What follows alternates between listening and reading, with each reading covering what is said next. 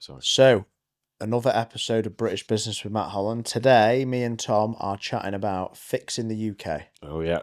So, we're going to be on this episode for 6 hours. So, we're going to be dissecting lots of different problems, the social challenges, the economic, the political. Yeah. It's a fucking mess at the moment, isn't it? It is a bit of one, isn't it, to be fair? Yeah, Morgan's just asked us a question off camera about the Union Jack and the St. George's flag and how prevalent they are on the streets at the moment. And I've declined to comment on it on the podcast for fear of persecution. You did say, should we take this on the podcast? You were like, probably. It's interesting how it does completely polarize the population. Yeah. Some people are like, take them down. Some people are like, put them up. It's what they stand for, isn't it? Because they stand for two things currently. And so therefore, that's going to cause a huge amount of controversy, especially. Yeah. It's splitting the population down the middle. And very interestingly, they mean different things to different people. Yeah. Which is what's creating it. So I'm a patriotic person. Am I proud of those two flags? I would say generally I'm like the Union Jack. I'm proud to be British. Yeah. That's the way I am. Other people have a different opinion. They say, well, it's a symbol of hate and slavery and taking advantage of people and X and Y. And it's just personal perspective. Yeah. People have different views. So, yeah. But I can't really speak too freely because I'll probably alienate 50% of your audience, won't you? So it's like, well... I think the tricky thing is even if you've got a strong opinion about it, it still means the other thing as well, you know? Yeah, exactly. And so... I suppose it's just about talking about it in that kind of open sense that actually you could have an opinion on what the flags mean, but that doesn't necessarily mean it doesn't have the other, other meaning. Yeah, exactly. Yeah. So it's like, well, you could take the stance that I'm on this hill, and this is the problem in society in general, is that people don't spend enough time considering the alternative perspective and position. People are very, I'm on my hill. This is the only hill. Yeah. I'm like, but there's a fucking hill there. You can see the hill. Yeah. No, my hill is the hill. Do you know what I mean? And people fucking die on the hill. Yeah. And then it's like, well, I think it takes I think there's a very small number. I put myself in this category, agree or disagree with me, but I think it's a very strong skill to have to be able to consider other people's perspectives. Yeah. From a negotiating standpoint, from a political perspective, economic, and all the rest of it, I think you've got to be able to consider the two, apart from when it comes to tax. Fuck tax. Yeah. However, I do think there's a perspective on tax that we kind of need to change the mentality so that people are proud to pay tax. Yeah. But we need to figure out a place. Well, it needs to be spent well, right? If it's spent well, you should be excited to spend it to get the result. Yeah. But at the moment, it just doesn't feel like it's spent properly. I was teasing when I said that about tax, and I completely agree with what you said. When my old accountant, Andy Tyler, he always used to say, like, basically, if you're paying tax, it means you're doing well. Yeah, which is true. Which is true. Yeah. And that's stuck with me, and I think it like ultimately, we all want, even though it's like, oh, well, the government's wasting money on this, they're wasting money on that, we should all contribute towards society. And that's the alternative to not like us reducing tax. But the frustration with business owners is that we're all probably quite fucking tight. Yeah. Do you know what I mean? We're a bit tight-fisted with money because we know how hard it is to earn it in the first place. So we restrict how we spend it. We're careful with it. We want efficiency. We want value for money, etc. It's easy to spend money that you haven't earned. Yeah, it's not your money. Which is, in essence, what they're doing, isn't it? We're frugal with the money because we're thinking, actually, how can we make this pound work harder? Whereas for them, it's, well, we need more pounds. What do we do? Well, they just tax more or they print more. Yeah, sax that one over there because they seem to be doing okay. So let's take it off them. And it's just people spend when you haven't earned the money. Yeah. See, a lot of it easier to spend it, I think. Oh yeah, good God, yeah. Because you don't appreciate the pain and suffering that you've to go through to get it. Yeah. So yeah, it's interesting. But anyway, this episode, fixing the UK, tax incentives and growing real businesses. So I just wanted to chat with you, Tom, a little bit about, like, okay, we've criticised Rachel Reeves and Labour, and we've slagged off the Conservatives in the past as well, and both parties. It's a bit of a mess. Everything just isn't. It doesn't feel like the UK is working right at the moment. But how could HMR. How could the government incentivize businesses to hire more people to grow their businesses? How could we? Let's flip it on its head. Yeah, that's kind of the focus of today's episode. So, so British business facts of the week, which these are quite good. I think they are quite interesting. Yeah, not good. But the UK tax code is over 21,000 pages long, one of the longest and most complex in the world. Yeah. So bureaucracy, that's a challenge for UK businesses, is for you to understand how taxation works, both on a personal side of things and a corporate business side of things. You've got to pay an accountant, basically. Correct, yeah. I feel like it's almost complicated intentionally. Probably, yeah. To protect that industry. Yes. I mean, simplification of how the tax system works would make a lot of logical sense, in my opinion. Like, if you look at, say, personal tax, just hypothetically, you've got multiple thresholds at multiple levels, different exemptions, and then we go, right, well, what's our effective tax rate as a company, right, as a country on the individual? Well, it's 30-something% on average. Yeah, okay, yeah. So why don't we just tax everyone the flat rate? Yeah, flat 30, off you go. It's even playing. Whether it's 10 grand or 300,000, it's 30%. Yeah, exactly. So every pound that you earn, you pay 25% on it. Yeah. Dead easy. Because we've now got this issue, and we discussed it in the previous episode, where we have touched on it in the past, where you get to just under 100k, and then it's like, right, well, for me to actually break even on earning 110, I actually need to earn 130. Yeah. And there's this you're trapped because of the thresholds, because you lose your personal allowance, and you're penalising people from stepping up and doing more. Yeah, ultimately. So I don't really get that, but tax needs simplification, in my opinion, in the UK. We need flatter thresholds. I don't agree with the tiering. I think it de-incentivises the people that are more valuable to the economy from working harder and doing more. Yeah. So that's my opinion. Same with the corp tax. Why not just have a flat threshold? Yeah, because it's a tiered system in it. 19% to a certain point of profitability. Yeah, 25% 25. And like, there's a lot of businesses that will choose just to stay under that. Yeah, because it makes what's the point of pushing harder when it's going to fall into the next bracket? Yeah, where you're going to pay. Same with the VAT threshold. Yeah, I would rather they just get everyone paid VAT. Yeah, from day dot. That's it. That's all we do. Yeah. But anyway, so another thing, nearly 60% of small business owners say that fear of getting taxed wrong has stopped them from applying for reliefs and scaling up. So when there is supportive schemes and things like this, I mean, it was very illuminating chatting with Sammy about the grants that she's gone for in the past. Like, so the Welsh government are very supportive of entrepreneurship by the sounds of it. It would seem so, wouldn't it? Yeah. Like, they've got these small business grants that you can apply for. Now, when I had a conversation with ChatGPT, because it's your local authority that distribute them. Okay.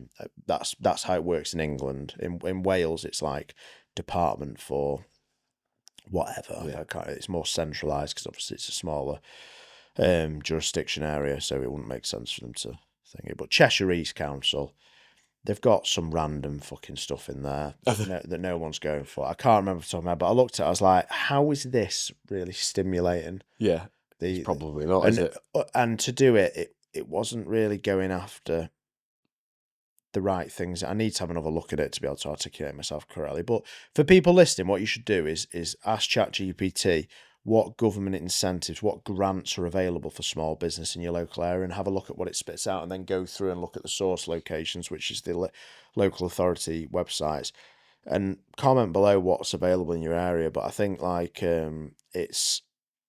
there's not enough, in my opinion. Yeah. Because you want to give businesses small businesses, if you're doing under 100k, you want to get those businesses to doing 200k. Yeah, they'll pay more tax. They'll pay more tax, exactly. Therefore, you collect more tax revenue, won't you? Yeah. Like, so if you're under the VAT threshold, well, the government's priority should be getting those businesses to grow. Push them over the line, and then they're going to be paying another 20%. Or remove that line. Yeah. So that it's just like, well, I may as well grow it. Yeah. Whereas they're like, well, I don't want to I'm a painter and decorator. Why would I go out and I've got a good painter and decorating business. Why would I work 5 days a week? I can work 4 and earn 80 grand a year with my 2 guys and be under the VAT and be more competitive. Yeah. comfortable. It's comfortable for that individual, then, isn't it? Yeah. And they're obviously rightly so worried about if they go to the next level, they're going to go into that bracket of where they fall into, more employment costs. Yeah. There's different types of tax, isn't there? There's taxes on your sales, so VAT, where you talk about VAT threshold, taxes on employment, Yeah. Class 2 national insurance, so for employing people. I mean, that's complicated. Yeah, why? Like, It shouldn't have sure, to it's like different thresholds. You get your free allowance. Yeah. It's like everything just seems too engineered. Yeah. It's not set up the way it needs to be. Simple, so people don't have to spend time messing around understanding it. Yeah. And then getting trapped in it, and like people misunderstand things, so then they end up paying for things that they shouldn't out of the limited company. Yes. They get stung, like Morgan just mentioned about a client that's been doing stuff and then they've not put money aside for VAT. And it's not because that person might have been a fucking idiot, to be honest with you. The thing with it is, it's like, well, when was that person educated on VAT? Yeah, probably never. Don't do it at school, do they? So, no, they don't. I think business education and like tax education, it should almost be like, they should incorporate it in maths at school. Correct, yeah. And they don't. No. Or they need to fucking simplify it. Yeah, so that everyone could understand it. Yeah. It seems a bit, it's not balanced in the right way. So the UK tax system the UK tax system favours those who can afford good accountants, not those doing the actual building. So you end up in this situation where the higher earners, the people that have got established success, or of us basically, can afford to pay. We can afford to pay a good accountant. A good accountant for good tax advice. Yeah. Smaller businesses, you want to be able to structure your business in the right way and put holding companies in place and do this and do that. But you don't want to pay for the advice because it's so expensive. Yeah, they can't afford it probably. It's a question of pay a £10,000 accountancy bill, or £10,000 stays in the business and it carries on growing. Yeah. Yeah, so I think things like that, because the system's complicated, it then makes it even more difficult for small businesses because they need to pay for expertise. Yeah. So what do you reckon to the government providing free tax advice to businesses under a certain threshold? That would be a fantastic idea. Yeah, so they can understand the complexities, because it is too complex. Fortunately for me, I did accounting and finance. Yeah. AAT and then at university, so I understand it to some level of a degree, but it's a nightmare. Let's think about it like this. Would I have got to where I am today faster and more efficiently if I'd had a bit more of a background and understanding of how taxation and corporate structures should work? Yeah, you definitely would have done. Probably. Yeah. Well, but then I've done my school, I've done college, I've done university, and at no point have I had that education. Nope. And I'm pretty sure there's a high proportion of people in this country that are self-employed.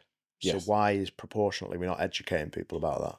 So education's a big factor, but that situation where you've got people trying to navigate if you've just set up your own small business, it's so difficult to understand and navigate all this bullshit. Yeah.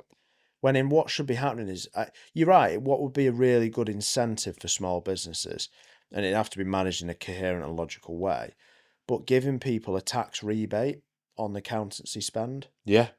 In your, like, if you're under a certain threshold, because you could get rid of the VAT threshold, simplify that. Yeah. So everyone just pays VAT. Yeah, regardless, there's no threshold. It's just dead straightforward. Yeah. Now, for Morgan, that makes him 20% more expensive straight away. But you can reclaim so does everyone else. Yeah. And now, is it an advantage he has over other podcast studios potentially? But the flip side of it is it's then an even playing field. Yeah. Straight away.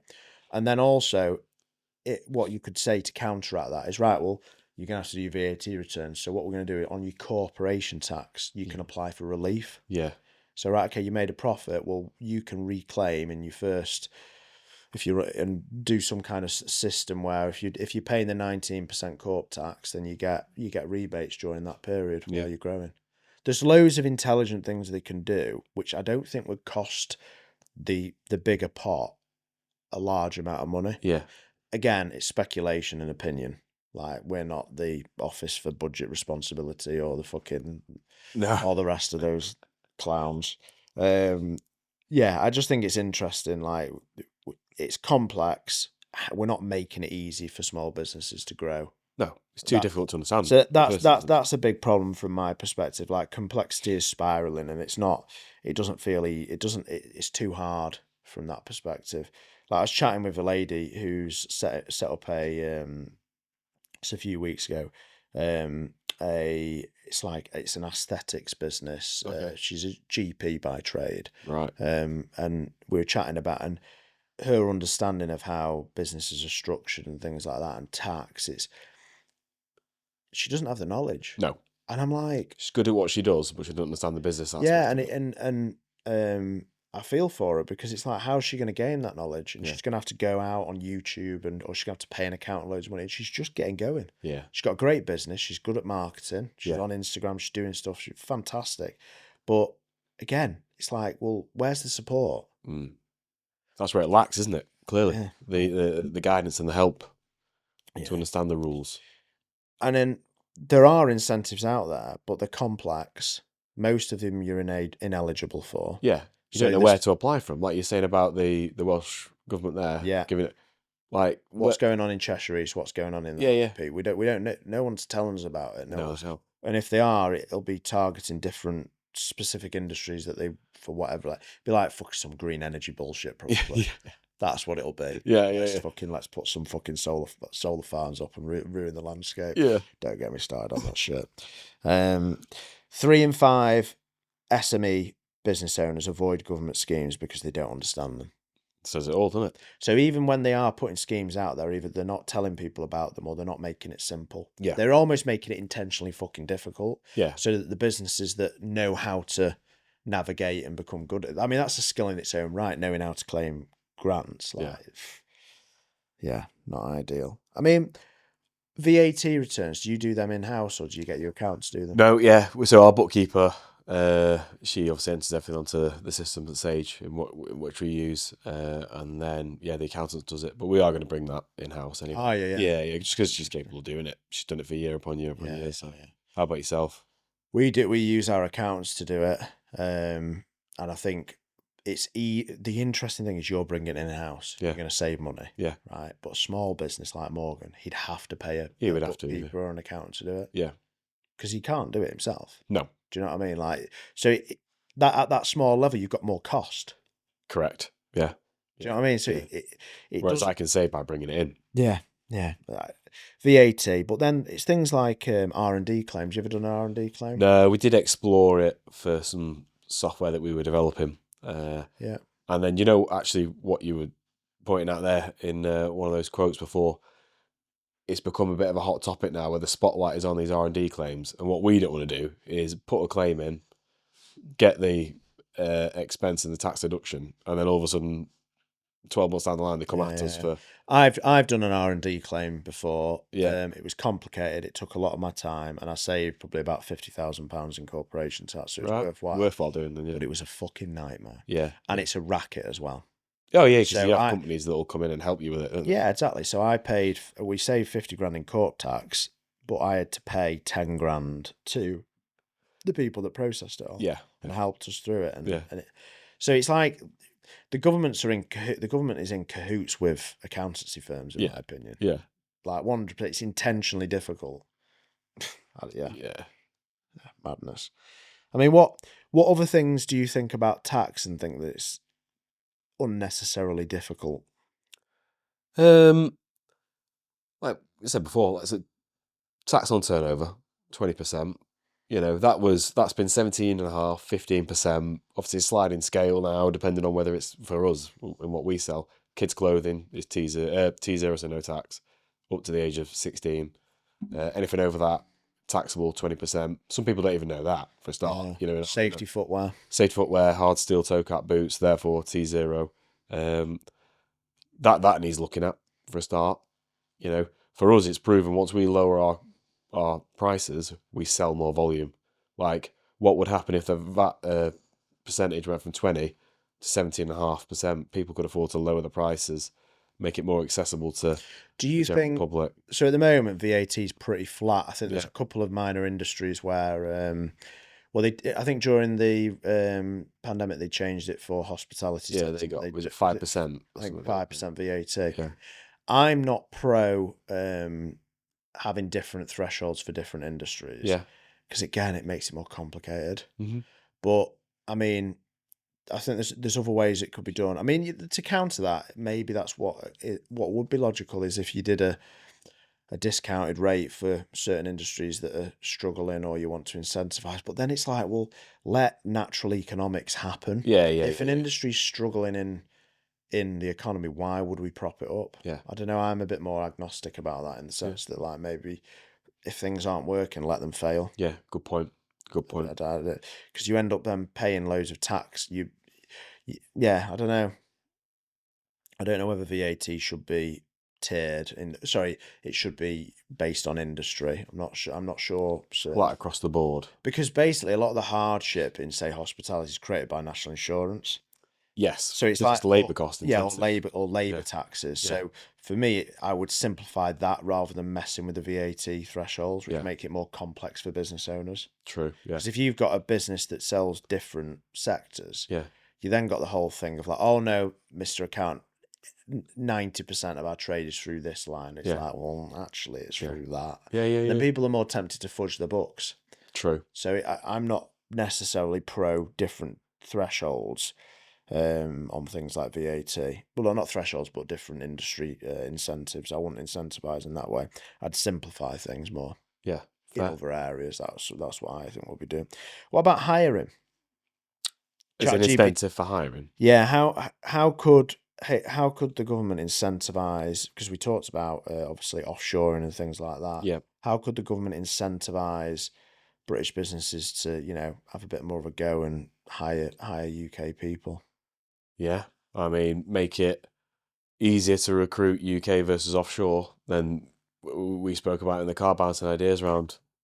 So how would they make it easier? Tax breaks on employing UK people. Yeah. So what ChatGPT had suggested, which I think is fucking genius, is that it doesn't say this, but it said like basically, if you're basically hiring someone out of university or straight out of the school system, you can get like a national insurance break. Fair. So you don't pay national insurance on that person for the first 2 years of their employment. But thinking about it, and I said this to you before, like off podcast, that it'd be great to do that with unemployed people.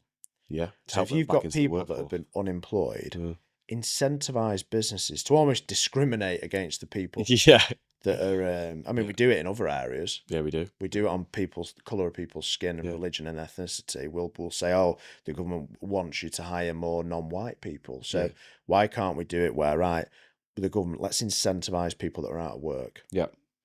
So incentivize businesses to hire people that are out of work. So if someone's been unemployed for 6 months or longer, well, basically the government will match their period of unemployment as a national insurance free threshold. Yeah, that'd be pretty awesome. That would be interesting to see. Yeah, because you're giving opportunity to people that need a bit of a leg up. Yeah, they need some help. They need to get back in employment and get back into routine. Yeah, I think the government should do that, and I think there should be more tax incentives on apprenticeship programs and investing in people. Because at the moment it's like borderline, and the people that benefit from apprenticeships are more often than not the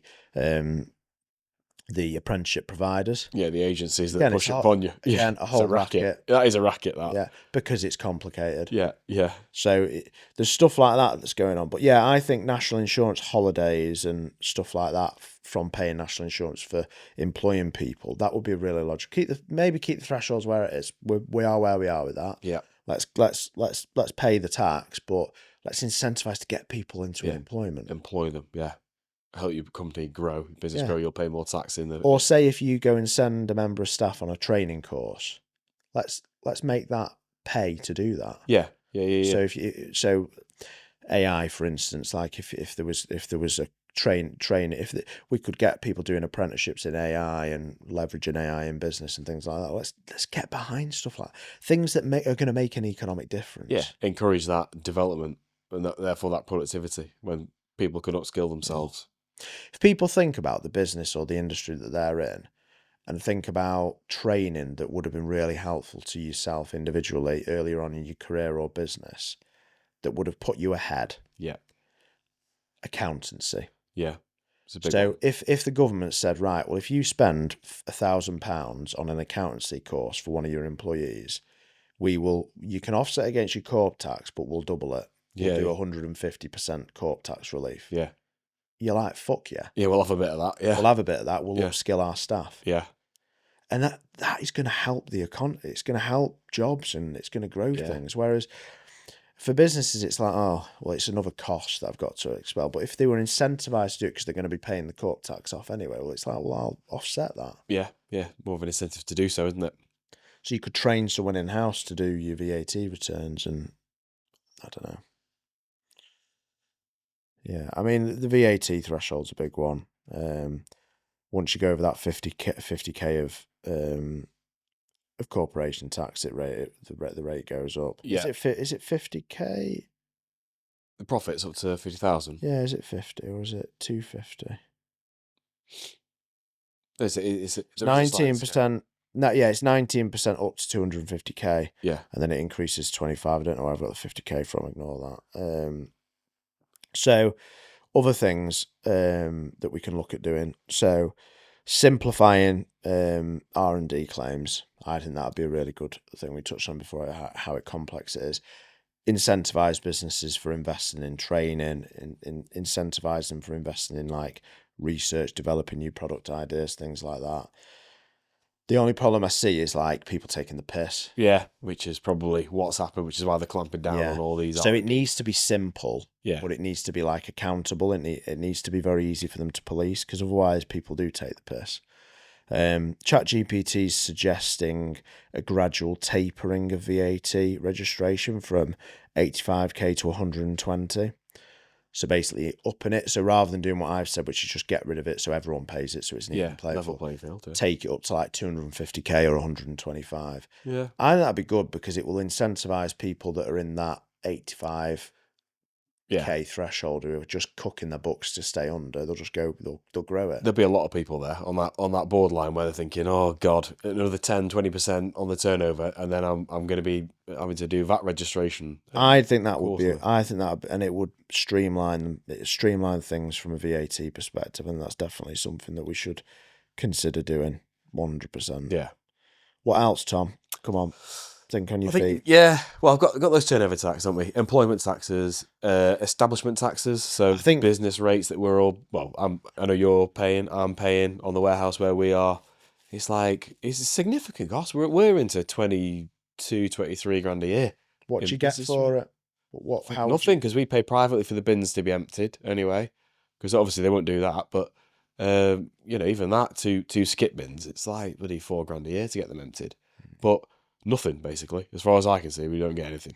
So it's obviously roads and things like that. Yeah. But we maintain literally, you turn off the public road onto our estate, we maintain the whole thing. We pay. I'm not disagreeing with you. What I'm saying is obviously the local authority, we do need to pay something into the pot. But it just sometimes doesn't feel necessarily like we're getting great value. No, not at all. And that's just a cost you pay year on year, and it goes up every year. Not even great value, maybe fair value, I would say. Yeah.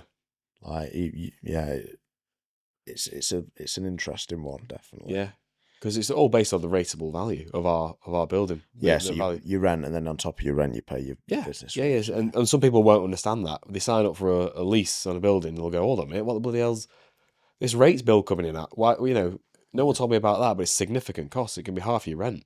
Yeah, and and the other thing about it is that the bigger you go, the more expensive it gets. Yep. Yeah. So that's de-incentivizing you growing your business again. Exactly. Yeah, I'm not overly fond of it. I mean, what other things? Is there anything else? So, like from an employing people perspective, simplification of national insurance. Yeah. I mean, the burden of pensions in the last 15, 20 years, that's been flipped onto the employer. Now it is, yeah. We've got to make contributions on behalf of, haven't we? And then the employee tops up out of their pay packet as well. Yeah. But people don't understand that when they employ people. They go, hold on a minute, what are these? I've got to do what? Pension contributions on top as well. And employees don't understand as well the fact that when you give someone a pay increase, it's not just the pay increase, it's obviously the fucking tax that you pay on that as the employer. Yeah. So it's also about being fair, because the national insurance rises, the average person, they've done that to businesses, right? And the average employee doesn't understand that that's costing the business more money. Yeah. Or they go, oh, the business can afford it. They can afford it. They can afford it. Yeah. That's what happens. It takes it out of that person's pocket. Yeah. Or the opportunity for the company to invest and grow more and all the rest of it. So yeah, I think there's a lot more we could do. What do you think is going to happen when we get to that budget? Obviously, we discussed there's going to be more tax increases, but the mindset of the current government is that there's a tax bill to pay. Yeah, we're going to find the money. We're going to find the money. Yeah, not let's reduce expenditure. That should be where they look first. They should go, hold on a minute, let's just have a look at how we're spending the current funds and the tax that we're collecting. But yeah, I mean, there's going to be tax rises, and all in the pledges of the manifesto, they won't rise tax on working people. So there's going to be limitations on where they can and cannot attack. In the last one, they attacked business owners basically with entrepreneurs relief. Capital gains tax went up. Pensions. Yeah, I think that might be on the spotlight again. Dividend tax rates because that'll be deemed as not a working person's income, even though you're the entrepreneur that's got the shares in the company, taking the risk, probably running the company, and that's the way you extract your. I mean, that's a whole mess, isn't it? Like when you think I think we do take the risk, so we should have better tax rates than someone that's directly employed by a business because that employee has rights. Correct. Yeah, we have no rights. Do you have a minimum wage? No. I definitely earned under minimum wage for years, for about 2 and a bit years. Yeah, definitely. Whilst I was running my own business. So you get to remunerate yourself via dividend because of the risk that you take and the fact that you've got no employee rights. You basically you're a fucking no sick pay. I don't get any of that. No sick pay. None of these things. Whereas employees, they effectively get these rights of employment. You have to give them those protections in place. But what's happening is we're closing the gap between the dividend and the employee remuneration and the taxation that's impacted that. I'm almost in the mindset where why don't we make it equal? In a way, so you could do it the other way. So you could go, all right, let's get rid of the dividend thresholds, remunerate everyone via PAYE, but let's give company directors employment rights. Yeah. It's a very socialist mindset, isn't it? Yeah, it is. Yeah. But I mean, I'm not pro that because I think we take the risk. Yeah. And why should the government pick up the bill? Yeah, exactly. Do you know what I mean? Yeah. So it's a little bit like having a chat with a Royal Mail delivery driver again the other day, and he's like, "Well, they can't get any staff because they're not giving them sick pay and all the rest of it." And I'm saying, "Well, okay, so listen to this, guys, listening, right? The Royal Mail, the old contracts for Royal Mail, if they go off on the sick, they can be on the sick for 6 months before they lose full pay." Jesus, right? Well, that's an incentive to go off for a little while. And they're unionised, so they're in a scenario whereby if the person, it's madness. If the person goes off on the sick, the union will step in and support and protect them. But they're always campaigning for more pay increases. But they lose sight of the fact that perk, that sick pay, it's huge, huge, yeah, huge cost. The huge cost, huge value to it from an employment perspective. If you go out to market as an employee, where are you going to get a job perk like that? They wouldn't. You don't get that at DPD. No. What other courier company offers that? So new Royal Mail contracts now, it's statutory sick pay. So you've got this big disparity in the workplace where you've got some people on the old contracts, some people on the new contracts, and it's creating problems. Yeah.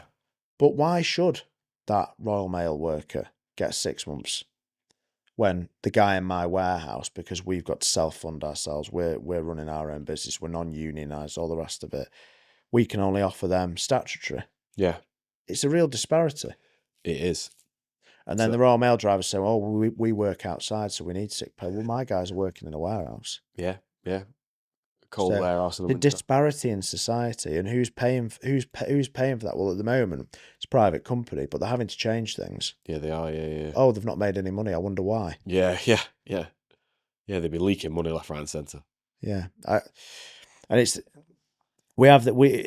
just seems a lot of disparity when it comes to employment rights and taxation around it and all the rest of it. But yeah, so ChatGPT question of the week: could an AI Chancellor build a simpler, fairer tax system than the real one?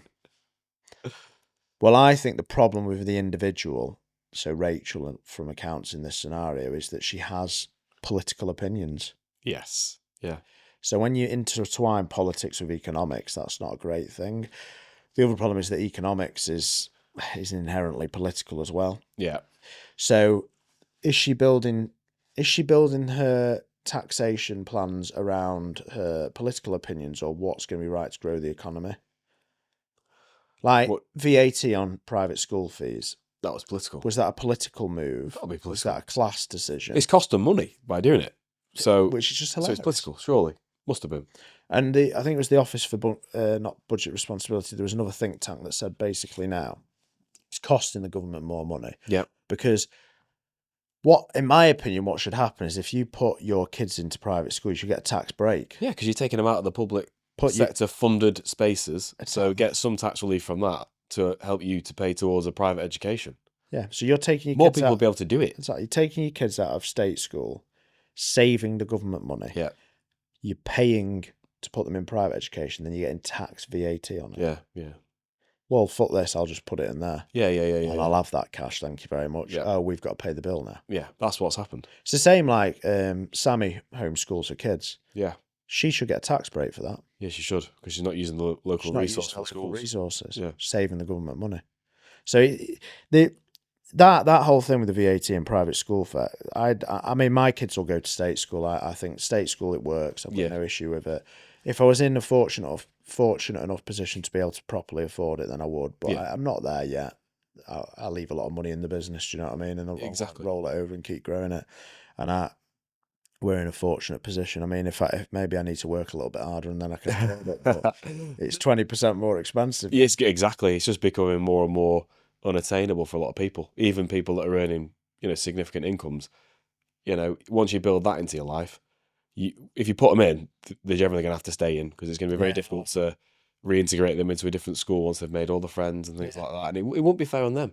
So, I mean, I don't have, my kids aren't at private school, and I don't foresee they probably will go, but it was an aspiration of mine to be like, earn enough money to send them there. But the way things are, taxation and, the VAT on their school fees and things like that, you just think, good God. I think I could teach them a thing or two more, better than that. Yeah, definitely. So, to answer the question, could an AI Chancellor build a better economic strategy? Probably, because there'd be no political agenda or emotion behind it. Yeah, I think it'd just be down to the facts, the figures, like an accountant, like an economist. We'll look at it and go, if we pull this lever, this will happen. But economists I think this is the advantage of AI, I think it can be truly unbiased if you're able to code it and engineer it in a way that it is truly unbiased and it has no agenda. But surely that is almost like the perfect solution to economic policy. Yeah. Base it on facts and testing and analysis and data. Whereas it's like, I've just lit my finger and stuck it in the air. It's like, oh yeah, the wind's in that direction today. Yeah. There's no science behind it. No. But they must have, they have access to AI, far more advanced than probably we've got. But you see, government moves very slowly. Yeah. So their adoption and utilisation will be slow. Yeah. They're more focused on using AI to try and catch people that are not paying enough tax. Yeah. So they'll be focusing on the negative side of it. Yeah. So they're spending money on AI bots that can crawl Instagram and check how many holidays a year Morgan's having and all the rest of it. Do you know what I mean? And making, we need to go after Morgan. Yeah. Do you know what I mean? Like, he's on holiday again. He's on holiday again. Yeah. And so they're doing negative things like that rather than using it in a positive way. Yeah. It's just the way people think. It's that politics of hate. Yeah, that's a good point. Oh, that person's doing well. We'll go after them. Yeah. What are they doing? Let's see if they're paying enough tax. Not how can we get that person to employ more people? Yeah. How can we get them to spend more money that will then be captured in VAT? Doesn't make any sense to me. So anyway, I think we'll leave it there. That's our little rant about taxation again. But I think hopefully a little bit more constructive about simplification of tax and how for business owners it would be a bit nicer if things could be a bit more positive towards us rather than it being negative all the time, or it feels quite negative at the moment. Well, yeah, it has done for years. Ever since I started, it's just got harder and harder and worse in terms of the incentives or the flip side of it is if it's difficult, it means that the weaker competition in a very ruthless way. Yeah, they won't be able to compete. Nope. Which is sad actually, because who's going to emerge like we have in our little market and disrupt? Who's going to come into e-commerce within country clothing now? So it'll become monopolised because people by Hollands, because people can't get in. Yeah, because it was easier 10, 15 years ago than it is now. Yeah. So not great. Anyway, we'll leave it there. Next week we have talking about leadership. Okay, yeah, good. And how and like our thoughts on what things you can do to become a better leader, why leadership's important in business, and a bit of a self-reflection moment for us both. Are we good leaders? Are we bad leaders? And think about that kind of stuff. So yeah, we'll see you on the next episode. Cheers for listening. Thank you.